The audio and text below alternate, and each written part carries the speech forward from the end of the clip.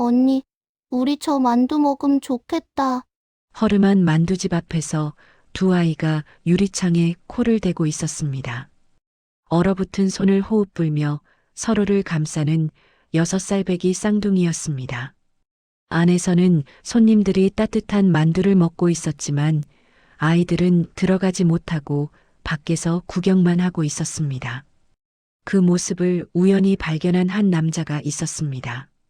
수십억 자산을 가진 재벌이었지만 아내에게 매일같이 씨 없는 호박이라며 조롱당하던 남자였습니다. 남자는 아이들에게 만두를 사주며 무심코 바라보았습니다. 그런데 아이들을 자세히 보니 소름 끼치는 것을 발견했습니다. 생김새부터 작은 버릇 하나까지 모든 것이 자신의 어린 시절 모습과 똑같았습니다. 아이를 절대 가질 수 없다던 남자 앞에 자신과 판박이 쌍둥이가 나타난 것입니다. 대체 이 아이들은 누구일까요? 이 놀라운 반전의 전체 이야기가 궁금하시다면 잠시만 구독 버튼을 눌러주세요. 알림 설정까지 해두시면 따뜻한 이야기를 놓치지 않으실 거예요. 부산 해운대 한복판, 바다가 내려다 보이는 40층짜리 펜트하우스의 저녁 풍경은 차갑기 그지없었습니다. 그 위에 놓인 것은 고작 편의점에서 사온 도시락 하나뿐이었습니다. 유통재벌 그룹의 회장 김태성은 운동장처럼 넓은 식탁 맨 끝 귀퉁이에 홀로 앉아 있었습니다. 미지근하게 식어버린 도시락처럼 이 집안의 온기도 오래전에 사라져버렸기 때문이었죠. 그때 현관문이 벌컥 열리는 소리가 거실까지 울렸습니다. 태성이 고개를 돌리자 아내가 비틀거리며 들어오고 있었습니다. 코끝까지 올라온 술 냄새가 거실 전체로 퍼졌고 아내의 눈은 풀려 있었습니다. 그녀는 태성을 발견하자 비웃음을 흘렸습니다. 어머, 우리 회장님이 또 혼자 드시네. 태성은 대답하지 않았습니다. 아내의 조롱에 이미 익숙해진 지 오래였기 때문이었죠. 하지만 오늘 아내의 눈빛에는 평소와 다른 날카로움이 서려 있었습니다. 나한테 할 말 없어? 오늘 병원 다녀왔거든. 태성의 숟가락이 멈췄습니다. 병원이라는 단어에 가슴 한쪽이 철렁 내려앉았습니다. 아내는 소파에 털썩 주저앉으며 웃음을 터뜨렸습니다. 그 웃음에는 악기가 가득 담겨 있었습니다. 역시 내 몸엔 아무 문제 없대. 아이 하나 못 만드는 껍데기 남편 주제에 매일 그 꼴로 앉아 있으니까 내가 속이 터져 죽겠어. 태성의 얼굴이 하얗게 질렸습니다. 결혼한 지 6년이 넘도록 아이가 없었고 태성은 정관수술 합병증으로 인한 불임 판정을 받았습니다. 그 이후로 태성은 스스로를 결함이 있는 인간이라고 여기며 살아왔습니다.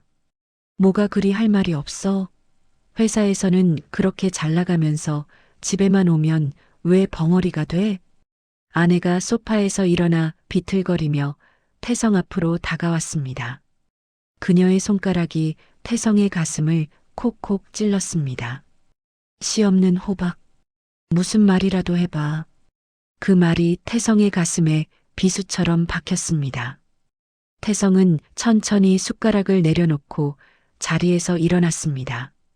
태성은 무작정 지하 주차장으로 내려가 차에 올라탔습니다. 그저 이 답답한 공기에서 벗어나고 싶을 뿐이었습니다. 태성은 깊은 한숨을 내쉬며 시동을 걸었습니다. 얼마나 달렸을까요? 정신을 차려보니 태성은 한 번도 와본 적 없는 낡은 마을에 들어서 있었습니다. 낡은 집들 사이로 좁은 길이 미로처럼 이어져 있었고 가로등은 대부분 꺼져 있었습니다.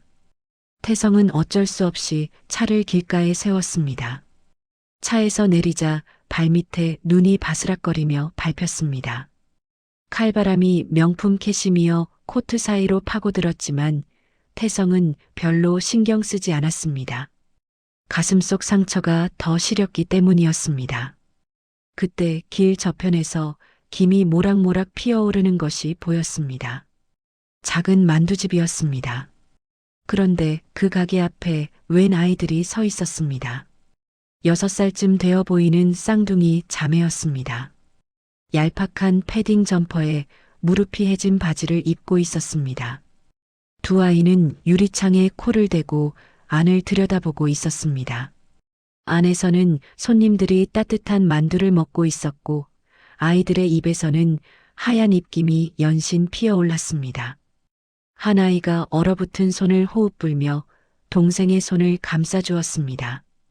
동생은 언니의 손을 꼭 잡고 또 유리창 안을 바라보았습니다. 배가 고픈 것이 뻔히 보였습니다. 마치 보이지 않는 끈에 이끌리듯 태성은 천천히 아이들에게 다가갔습니다. 얘들아, 너희 배고프니?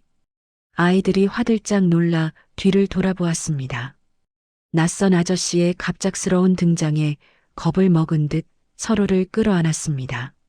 하지만 언니로 보이는 아이가 동생을 등 뒤로 감싸며 용기를 냈습니다. 아, 아저씨 누구예요? 태성은 최대한 부드럽게 웃어 보였습니다. 오랜만에 짓는 미소라 어색하게 느껴졌습니다. 그냥 지나가던 아저씨야. 만두 먹고 싶지? 아저씨가 사줄까? 아이들의 눈이 동그래졌습니다. 그리고는 동생의 귀에 대고 작은 목소리로 속삭였습니다. 엄마가 모르는 사람 따라가지 말라고 했잖아. 동생이 언니의 옷자락을 잡아당기며 더 작은 목소리로 대답했습니다. 근데 언니, 나 배고파. 그래도 안 돼. 나쁜 사람이면 어떡해? 언니가 단호하게 고개를 저었습니다. 하지만 동생의 눈은 자꾸만 만두집 안으로 향했습니다. 언니도 침을 꿀꺽 삼키는 게 보였습니다. 태성은 그 모습을 보며 가슴이 아려왔습니다. 고작 6살인 아이가 동생을 지키려고 안간힘을 쓰는 모습이 왠지 모르게 눈시울을 뜨겁게 만들었습니다. 아저씨는 나쁜 사람 아니야. 그냥 너희가 추워 보여서 그래. 만두만 먹고 가면 돼. 태성이 한 발짝 물러서며 말했습니다. 위협적이지 않다는 것을 보여주고 싶었습니다. 아이들이 태성을 한참 동안 뚫어지게 쳐다보았습니다. 정말 만두만 먹으면 돼요? 다른 거 안 시켜요? 응. 약속할게. 만두만 먹고 가는 거야. 언니가 다시 동생에게 고개를 돌렸습니다. 동생은 애원하는 눈빛으로 바라보고 있었습니다. 언니가 한참을 망설이다가 결국 한숨을 푹 내쉬었습니다. 이상한 거 시키면 우리 도망갈 거예요. 태성은 피식 웃음이 났습니다. 어린 아이들이 의젓하기도 했습니다. 태성은 아이들과 함께 만두집 안으로 들어갔습니다. 따뜻한 공기가 온몸을 감싸자 아이들의 빨갛게 엄볼이 서서히 색을 되찾았습니다. 커다란 접시에 담긴 만두가 나오자 아이들의 눈이 반짝반짝 빛났습니다. 젓가락질이 서툴러 소스가 여기저기 흘러내렸지만 그 모습이 태성에게는 세상에서 가장 예쁜 그림처럼 보였습니다. 태성은 턱을 괴고 아이들을 바라보았습니다. 집에서 느꼈던 답답함과 서러움이 이상하게 조금씩 녹아내리는 것 같았습니다. 그때였습니다. 언니 아이가 동생의 입가에 묻은 소스를 닦아주려고 고개를 옆으로 기울였습니다. 그 순간 아이의 목 왼쪽에 검은 점이 또렷하게 드러났습니다. 콩알만한 크기의 선명한 점이었습니다. 손이 저도 모르게 자신의 왼쪽 목 위로 올라갔습니다.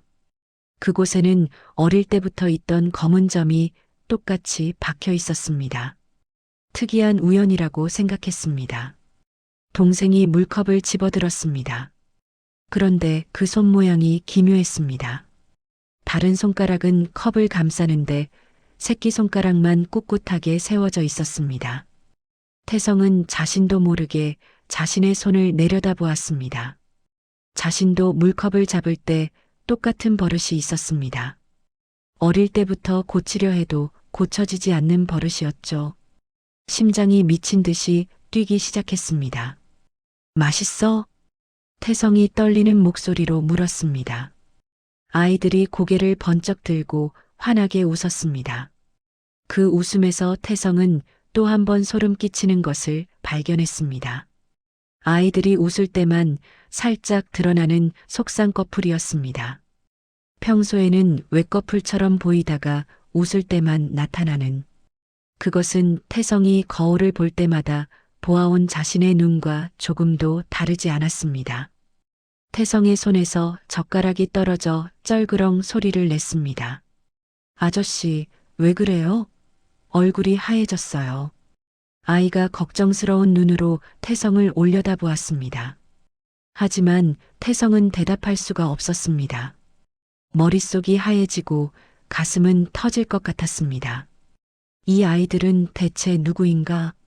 왜 자신과 이토록 똑같은 것인가? 아이들은 영문도 모른 채 맛있게 만두를 먹고 있었고, 태성은 그 모습을 바라보며 멈출 줄 모르고 떨고 있었습니다. 아이들이 만두를 다 먹자마자 분위기가 달라졌습니다. 언니 아이가 동생의 손을 꽉 잡더니 자리에서 벌떡 일어났습니다. 바람아, 우리 이제 가자. 응, 언니. 태성은 화들짝 놀라 손을 내밀었습니다. 잠깐만. 아저씨가 집까지 데려다 줄게. 하지만 언니 아이는 고개를 세차게 저었습니다. 경계심 가득한 눈빛이었습니다. 괜찮아요. 우리 집 가까워요. 만두 감사히 잘 먹었습니다. 그 말이 끝나기 무섭게 아이들은 식당 문을 열고 쏜살같이 뛰어나갔습니다. 태성은 허둥지둥 지갑에서 돈을 꺼내 테이블에 던지고 아이들의 뒤를 쫓았습니다. 얘들아, 잠깐만. 하지만 아이들은 이미 눈 내리는 골목 저편으로 사라지고 있었습니다. 태성은 그 뒷모습을 바라보며 가슴 한구석이 저릿저릿 아려오는 것을 느꼈습니다. 좁은 길이 이리저리 꺾이고 낡은 집들이 다닥다닥 붙어 있었습니다. 빙판길에 비싼 구두가 미끄러져 태성은 몇 번이나 넘어질 뻔했습니다. 숨이 턱끝까지 차오르고 허벅지가 뻐근했지만 태성은 멈출 수가 없었습니다. 드디어 아이들이 어느 집 앞에서 멈췄습니다. 아이들이 녹슨 대문을 열고 안으로 들어가는 것을 태성은 멀찍이 지켜보았습니다. 숨을 몰아쉬며 천천히 그 집 앞으로 다가갔습니다. 집 상태는 처참했습니다. 창문 유리는 금이 가 있었고 군데군데 테이프로 덧대어 놓은 흔적이 보였습니다. 자신과 똑같이 생긴 아이들은 이런 곳에서 살고 있었다는 사실이 믿기지 않았습니다. 목구멍이 꽉 막히는 것 같았습니다. 태성은 떨리는 손으로 지갑을 꺼냈습니다. 지갑 안에는 5만 원권이 두툼하게 들어 있었습니다. 당장 이 아이들에게 해줄 수 있는 것이 돈밖에 없다고 생각했습니다. 대문을 두드리려는 순간 뒤에서 날카로운 목소리가 날아왔습니다. 거기서 뭐 하는 거예요? 태성이 휙 돌아보았습니다. 한 여자가 비닐봉지를 양손에 들고 서 있었습니다. 낡은 패딩 점퍼 차림이었습니다. 태성의 눈은 그녀의 얼굴에 고정되어 움직이지 않았습니다. 그 얼굴을 알았습니다. 시간이 흘렀지만 절대 잊을 수 없는 얼굴이었습니다. 태성이 사랑했던 여자 박소영이었습니다. 소영아. 태성의 목소리가 갈라졌습니다. 소영의 얼굴이 순간적으로 굳어졌습니다. 하지만 그것도 잠시 소영은 애써 표정을 가다듬으며 차갑게 물었습니다. 왜 여기 있어요? 여긴 어떻게 온 거예요? 반가움이라고는 눈곱만큼도 없는 목소리였습니다. 태성은 다급하게 말했습니다. 저 아이들, 방금 이 집에 들어간 아이들. 그 아이들이 혹시... 그 말에 소영의 눈이 휘둥그레졌습니다. 뭐라고요? 아이들을 봤다고요? 어디서요? 태성은 소영의 반응에 가슴이 철렁 내려앉았습니다. 만두집에서 배고파 보여서 밥을 사줬어. 그런데 그 아이들이 나랑 너무 똑같아서. 그만해요. 소영이 태성의 말을 끊었습니다. 그녀의 얼굴에서 당황한 기색이 사라지고 차가운 벽이 세워졌습니다. 이상한 생각하지 마세요. 내가 다른 남자랑 낳은 애들이에요. 소영이 단호하게 말했습니다. 하지만 태성은 물러서지 않았습니다. 거짓말하지 마. 그 아이 목에 점이 있어. 나랑 똑같은 자리에. 물컵 잡을 때 새끼손가락 세우는 버릇도 나랑 똑같고. 소영의 얼굴이 하얗게 질렸습니다. 태성은 그 반응을 놓치지 않았습니다. 제발 솔직하게 말해줘. 그 아이들이 내 아이들이지? 소영은 대답하지 않았습니다. 그녀의 눈빛은 얼음장처럼 차가웠습니다. 다시 한번 말할게요. 이상한 착각하지 말고 그냥 가세요. 세월이 만들어낸 거리감이 두 사람 사이에 차갑게 흘렸습니다. 태성은 지갑에서 돈 뭉치를 꺼내 소영에게 내밀었습니다. 그래, 내 아이가 아니어도 좋아. 그래도 이건 받아. 애들 밥이라도 잘 먹여야 할 거 아니야. 집도 이렇게. 뭐 하는 거예요? 소영의 목소리가 낮게 깔렸습니다. 태성은 애원하듯 말했습니다. 부탁이야. 그냥 받아줘. 대답도 하기 전에 소영의 손이 날아왔습니다. 퍽 하는 소리와 함께 태성의 손에 들린 돈뭉치가 허공으로 날아갔습니다. 5만 원권들이 펄럭이며 눈 위에 흩뿌려졌습니다. 여기가 어디라고 돈질이에요? 이제 와서 돈 몇 푼 던지면 다 해결된다고 생각해요? 소영의 목소리가 떨렸습니다.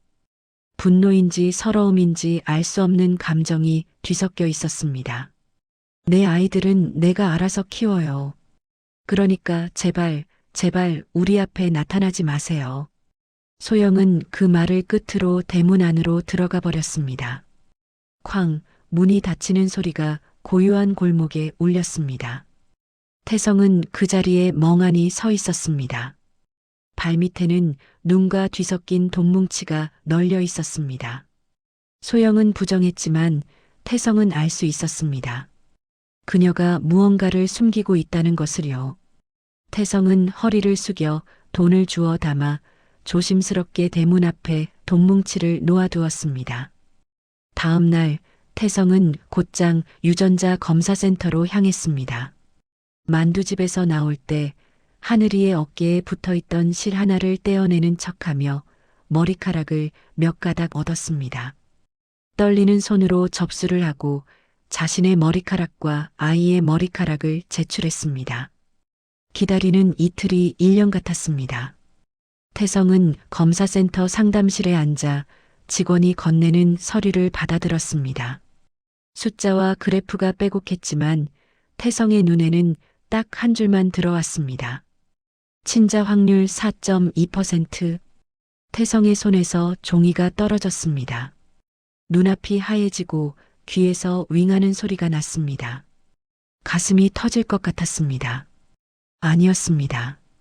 그 아이들이 자신의 자식이 아니었습니다.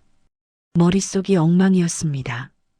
분명히 똑같았는데, 모든 게 자신과 똑같았는데 어떻게 남의 아이일 수가 있을까요? 혹시 내가 너무 간절해서 없는 걸 본 건 아닐까? 태성은 자신을 의심하기 시작했습니다. 아이를 가질 수 없다는 절망 속에서 살아오다 보니 비슷하기만 해도 자신의 아이라고 착각한 건 아닐까? 그렇게 일주일이 지나고 태성은 다시 예전의 일상으로 돌아가려 애썼습니다. 하지만 마음 한구석에서는 계속 의문이 피어올랐습니다. 정말 우연일까? 내가 착각한 걸까? 그러던 어느 날 태성은 우연히 뉴스에서 충격적인 소식을 듣게 됩니다. 유전자 검사 결과 조작 사건이 터진 것이었습니다. 일부 검사 기관에서 돈을 받고 결과를 바꿔왔다는 내용이었습니다. 태성의 가슴이 다시 뛰기 시작했습니다. 혹시 자신의 검사도? 태성은 곧바로 다른 유전자 검사센터를 찾았습니다. 이번에는 더욱 신중하게 접근했습니다. 태성은 며칠간 만두집 근처를 배회하다가 기회를 잡았습니다. 아이들이 놀이터에서 놀고 있을 때 하늘이가 미끄럼틀에서 넘어져 무릎을 다쳤습니다. 태성은 재빨리 다가가 상처를 닦아주며 자연스럽게 혈흔이 묻은 반창고를 회수했습니다. 이번에는 확실한 검체였습니다. 또 다른 이틀을 기다렸습니다. 하지만 이번에는 다른 곳에서 검사한다는 안도감이 있었습니다. 혹시 첫 번째 검사에서 실수가 있었을지도 모른다는 희망을 품고 있었습니다. 결과가 나왔습니다. 태성은 떨리는 손으로 봉투를 뜯었습니다. 친자 확률 99.7%. 태성의 눈이 그 숫자에 고정되었습니다. 99.7%. 거의 확실하다는 뜻이었습니다. 하늘이와 바람이는 정말로 자신의 아이들이었습니다. 그렇다면 첫 번째 검사는 대체 무엇이었을까요? 태성은 즉시 조사를 시작했습니다. 일주일 후 충격적인 진실이 드러났습니다. 첫 번째 검사센터는 아내가 거액을 주고 매수한 곳이었습니다. 태성이 검사를 의뢰하자마자 아내가 압력을 가해 결과를 조작하게 한 것이었습니다. 그뿐만이 아니었습니다. 더 충격적인 것이 있었습니다. 소영이 태성을 떠난 진짜 이유였습니다. 결혼 전 태영이 소영과 만나고 있을 당시 지금 아내와의 결혼 제안이 들어왔습니다. 태영이 거절하자 아내가 소영에게 접근해 태성을 떠나지 않으면 태성의 미래를 망치겠다고 협박했습니다. 소영이 자신을 위해서 홀로 아이들을 낳아 기른 것이었습니다. 태성은 분노로 온몸이 떨렸습니다. 아내가 자신의 인생을 송두리째 조작한 것이었습니다. 사랑하는 여자를 빼앗고 아이들을 빼앗고 거짓말로 자신을 속여온 것이었습니다. 태성은 변호사를 찾아갔습니다. 이 증거면 충분합니다. 사기 결혼, 재산 편취, 허위 진술. 변호사의 눈이 번쩍였습니다. 태성은 처음으로 진짜 승리를 맛볼 수 있다는 달콤한 유혹에 빠졌습니다. 그날 밤 태성은 펜트하우스로 돌아갔습니다. 아내는 친구들과 파티를 즐기고 있었습니다. 웃음소리가 거실에 가득했습니다. 태성은 그 모습을 보며 차가운 미소를 지었습니다. 내일이면 모든 게 끝날 것이었습니다. 복수가 시작될 것이었습니다. 그때 태성의 핸드폰에 문자가 하나 왔습니다. 만두집 사장님이었습니다. 며칠 전 명함을 남겨두었던 것이었습니다. 하늘이가 열이 나서 병원에 갔는데 수술비가 부족하대요. 죄송하지만 애기 엄마가 도움받을 곳이 없는 것 같아서. 태성의 가슴이 쿵 내려앉았습니다. 즉시 병원으로 달려갔습니다. 응급실에서 소영이 하늘이를 안고 울고 있었습니다. 맹장염 수술이 필요한데 당장 수술비가 없다고 했습니다. 태성은 망설이지 않고 수술비를 지불했습니다. 하늘이가 수술실로 들어가는 모습을 보며 태성은 깨달았습니다. 진짜 중요한 것이 무엇인지.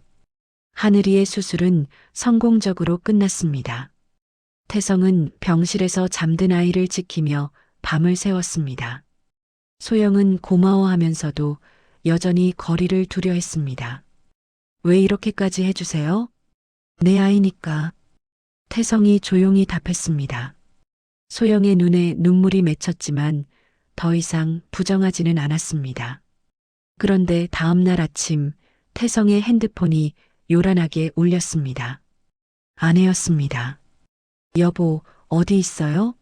중요하게 할 얘기가 있어요. 목소리에 이상한 기운이 감돌았습니다. 태성은 불길한 예감이 들었습니다. 병원에서 집으로 돌아가자 아내가 거실 소파에 앉아 태성을 기다리고 있었습니다. 손에는 사진들이 들려 있었습니다. 태성이 아이들과 함께 만두를 먹는 사진, 병원에서 하늘이를 돌보는 사진들이었습니다. 아내가 사진을 펼쳐 보이며 차갑게 웃었습니다. 이 애들이 누구죠? 설마 당신 혼외 자식은 아니겠죠? 태성의 얼굴이 굳어졌습니다.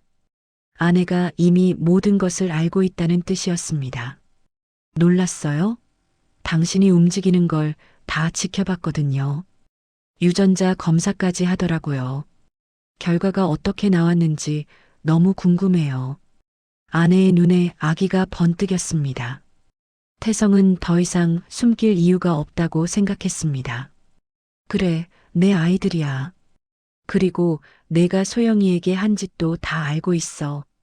아내의 표정이 순간 굳어졌다가 곧 비웃음으로 바뀌었습니다. 알고 있다고요? 그래서 어쩔 건데요? 아내가 핸드폰을 꺼내 흔들어 보였습니다. 벌써 여러 언론사에 연락했어요. 태평그룹 회장의 숨겨진 혼외 자식 스토리. 기자들이 아주 좋아하더라고요. 태성의 얼굴이 하얗게 질렸습니다. 내일 아침이면 일면에 나가요. 아내가 승리의 미소를 지었습니다. 그런데 방법이 하나 있어요. 아내가 소파에서 일어나 태성에게 다가왔습니다. 이혼해요. 재산 분할은 8대2로 제가 가져갈게요. 그러면 영원히 묻어드릴게요. 태성은 믿을 수가 없었습니다. 거절하면? 내일 아침 뉴스 나올 때까지 기다려보세요. 태성은 상상했습니다. 사생아, 스캔들, 불륜이라는 단어들이 6살 아이들을 따라다니는 장면을. 태성은 변호사가 해준 말을 떠올렸습니다.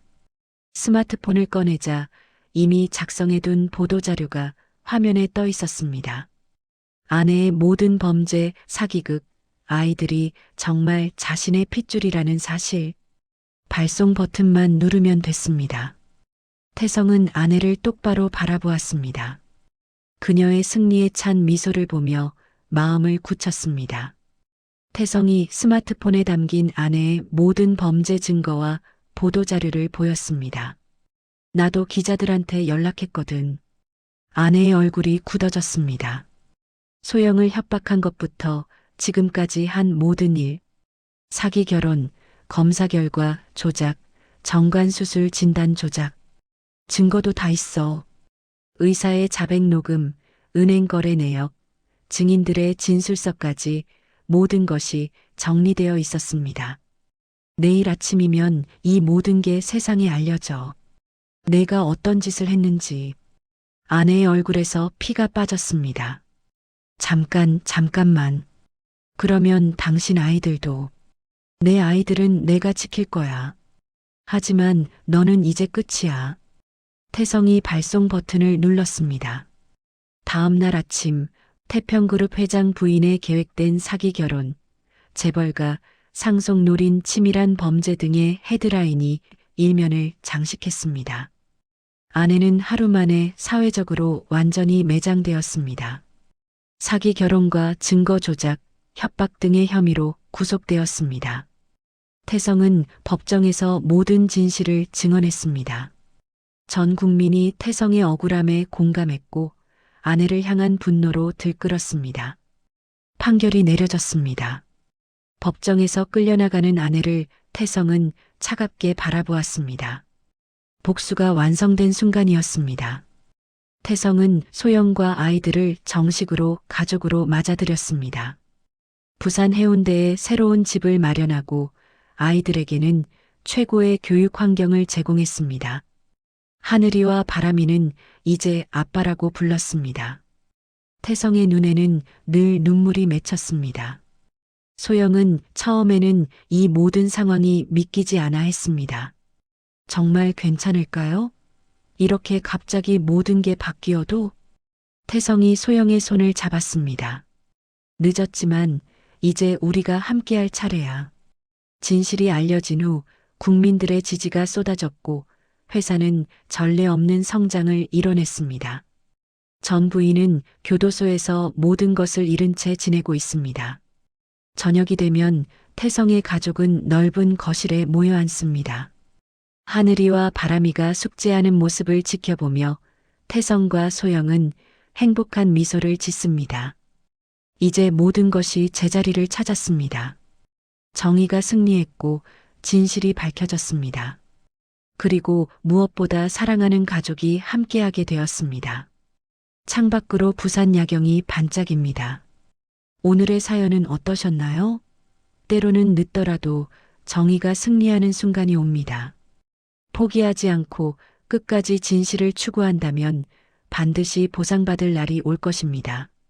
내일도 희망적인 이야기로 찾아뵙겠습니다.